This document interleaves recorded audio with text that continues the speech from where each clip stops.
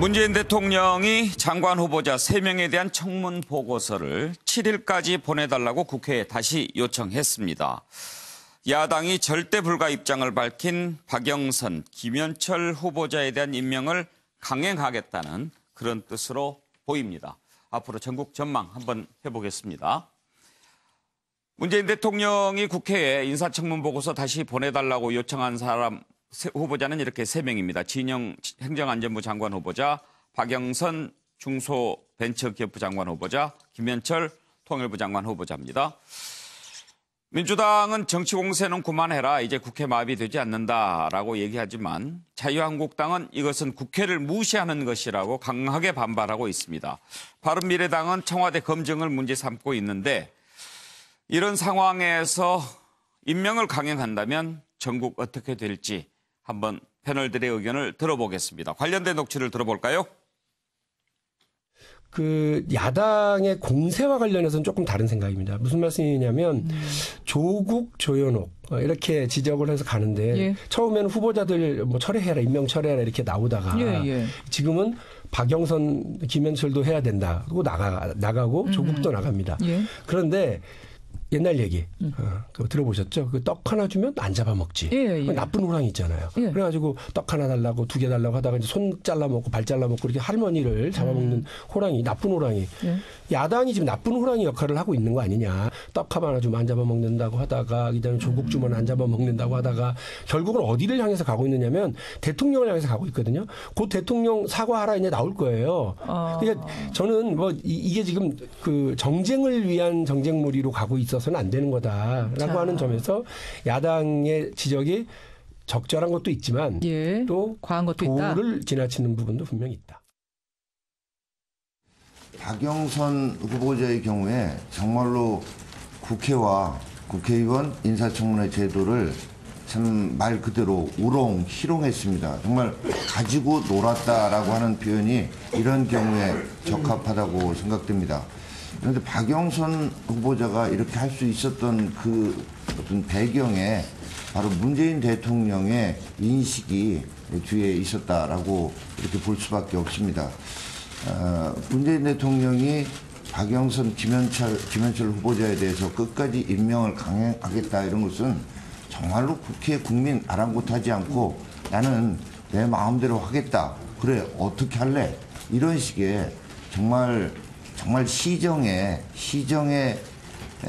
정말 잡배들도 이렇게는 못할 겁니다. 예, 김명주 의원. 정용기 정책위 의장 시정 잡배 이런 표현까지 했는데 지금 문재인 대통령이 청문 보고서 다시 보내달라고 요청한 것은 임명을 강행하겠다 이런 뜻이라고 봐야 되겠죠? 예, 그런 뜻이고요. 예. 또 처음부터 아마 대통령도 자유한국당의 반응이 이런 정도의 반응으로 예측했을 것 같다는 생각이 듭니다. 그래서 어차피 그런 예상들을 못했던 부분이 아니고 그래서 한편으로는 물론 가치라는 측면에서 자유한국당 의원님들이 청문위원님들이 통일부 장관 후보에 대해서 정말 맞지 않다고 생각할 수 있는 부분이 있고 또 그런 측면이 있습니다만은 그런 의미에서 특히 통일부 장관 후보 같은 경우는 자기의 가치와 관련된 후보이고 또 중소벤처기업부 장관은 사실은 역량상 충분히 앞선 장관보다 훌륭하게 자기 역할을 할 수 있는 후보라는 측면이 있거든요. 그런 면에서 다른 어떤 후보보다 자유한국당의 요청에 응할 수 없다라는 생각을 가질 것이고요. 그래서 그런 의미에서 사실은 대통령께서는 자기 원래의 예상했던 대로 또 그 시나리오대로 가고 있는 게 아닌가. 그러니까 한치의 물러남도 없을 부분이 바로 이 두 장관 영역이다 저는 그렇습니다. 권혁기 관장, 지금 대통령이 10일 미국 출발할 예정이죠. 네, 맞습니다. 그러면은 7일까지 보내달라라고 요청을 하는 것을 보면 이제 출국 전에 대략 8일쯤 장관 임명하려고 구상하고 계신 거 아닌가 싶은데 어떻게 보세요? 저도 그렇게 해석이 됩니다. 일단 4월 10일 이제 한미 정상회담을 위해서 이제 워싱턴으로 가야 되는데요. 아시다시피 하노이 북미 회담 이후에 북미의 냉각 기간이 지속이 되고 있고 이제 문재인 대통령 입장에서 보면 북핵 해결을 위한 본격적인 행보를 이제 재개하는 일정이거든요. 예. 그래서 특히 이제 통일부 장관 같은 경우는 한미 정상회담 또 이어서 예상되는 남북 정상회담 등을 준비에 대한 주무 장관이기 때문에 예. 일단 국정 운영의 연속성과 한반도의 가장 시급한 시책인 북핵 해결 문제에 대해서 내각을 안정적으로 정리하고 정상회담에 임하겠다. 이런 포석이 좀 있는 것 같습니다. 예. 혹시 이번에 김현철 장관 후보자를 임명한다면 미국 방문 때 수행할 가능성도 있다고 보십니까? 통일부 장관은 미국 갈 때 수행하는 경우가 별로 없었죠? 네네. 예. 외교부 장관은 뭐 거의 같이 가는데요. 예. 통일부 장관 같은 경우는 뭐 미국은 수행한 적은 없습니다. 예. 근데 이제 임명되고 이틀 후에 같이 따라가는 모양새여서 아무래도 이제 장관 현안 파악에 조금 더 집중하지 않을까 그렇겠죠? 싶네요. 네. 예, 예. 특사로 파견할 가능성은 있죠. 특사로 북한에. 북한에 예. 예. 가 있는 동안에 특사로 파견할 가능성 그렇게 보십니까? 전후 그러니까 미국 갔다 온 직후에 예. 그렇게 파견할 가능성은 있다고 봅니다. 네. 분위기 조성을 위해서. 예.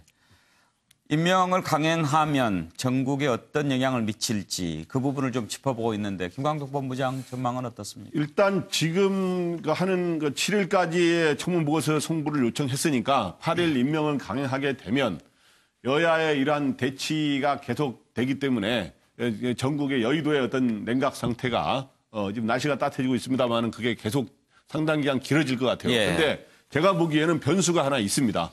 사실은 오늘 재보선의 개표 결과가 지금 현재 김현철, 박영선 장관 후보자의 운명과 예. 소위 인사 라인인 조국, 조현옥 그 남매 라인이라 그러죠. 예, 그 라인의 그 인사에 영향을 미치는데 만약에 오늘 일반적인 결과가 나오고 1대1이거나 여당이 법률권이 2승을 거두는 상황이면 저는 임명 강행한다고 보는데 예. 만에 하나 2패를 당하는 경우가 있다면 여기에서 뭔가 차질이 빚어질 가능성도 있다. 그럴 경우에는 오히려 두 장관도 있지만 인사 검증 라인에 인사의 변화 가능성도 있을 수 있다. 이렇게 생각이 됩니다. 아, 그 영향까지도. 예, 최명길 의원.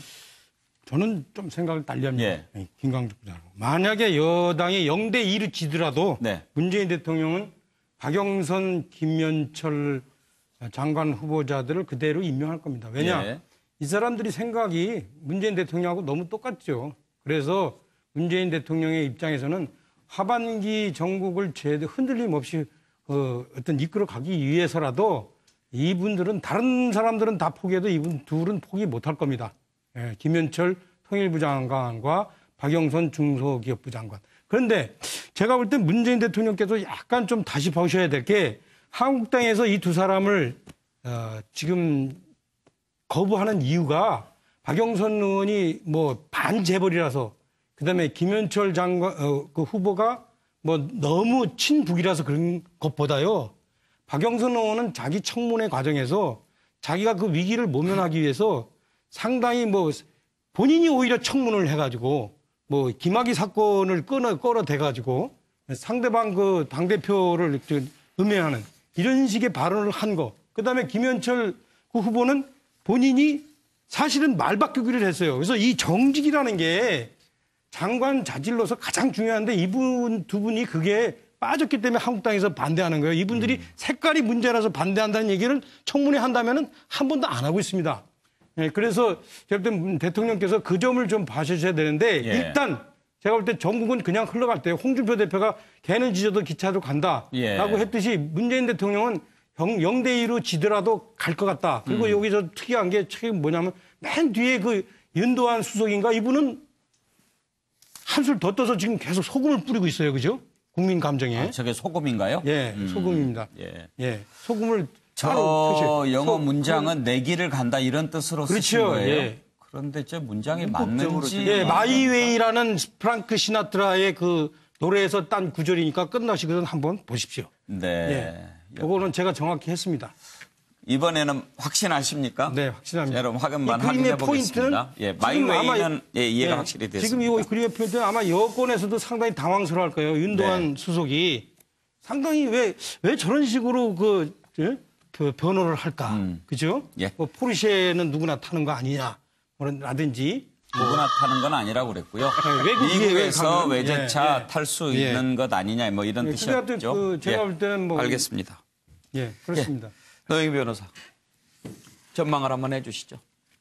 뭐 저는 그냥 갈 길은 가겠다라는 뜻이라고 봅니다. 왜냐하면 지금 7분의 후보자 중에서 일단 2분은 벌써 낙마를 하셨지 않습니까? 그러면 나머지 5분에 대해서는 어느 정도 뭐 확신이 있기 때문에 사퇴를 권고하지도 않고 또 스스로 사퇴하지도 않았던 것이기 때문에 당연히 문 대통령 입장에서는 그냥 안정적으로 이제는 내가 당신들의 요구를 어느 정도 수용했으니 나머지에 대해서는 나를 좀 믿어달라 이런 취지를 보이고요. 그렇게 가는 게 맞다고 봅니다. 왜냐하면 계속해서 뭐 박영선 의원이라든가 김현철 후보자에 대해서 만약에 또 이걸 들어준다. 뭐 사실 들어줘야 되는 명분이 정확히 뭔지도 지금 정확하지 않은 상황인데 그렇다라고 한다면은 그러고 나면은 나머지 분들은 다 괜찮다라고 또 이분들이 하실까? 그건 또 아닐 것 같거든요. 그래서 일단은 인사권자의 그런 어느 정도의 생각이나 이런 것들은 우리가 존중하는 것이 맞다고 봅니다.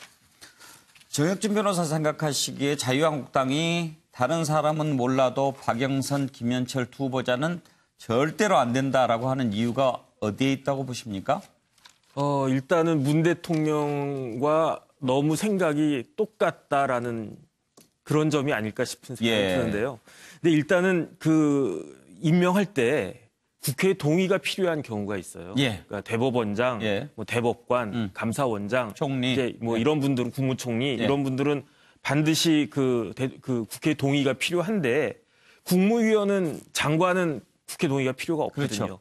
그런데 이제 인사청문회법은 임명 동의안이 제출일로부터 20일 이내에 이제 그 절차를 마쳐야 되는데 그게 안 될 경우에는 10일 이내의 기간으로 재송부를 요청하고 그 기간만 지나면 그러면 대통령이 인사권자가 그 해당자를 임명할 수 있다. 이렇게 딱 규정이 돼 있잖아요.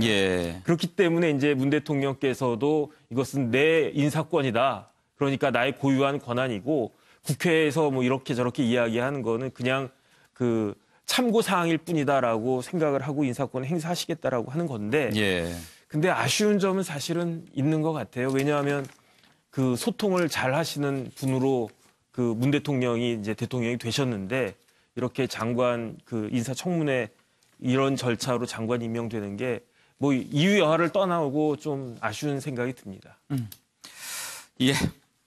다음 이슈로 넘어가겠습니다.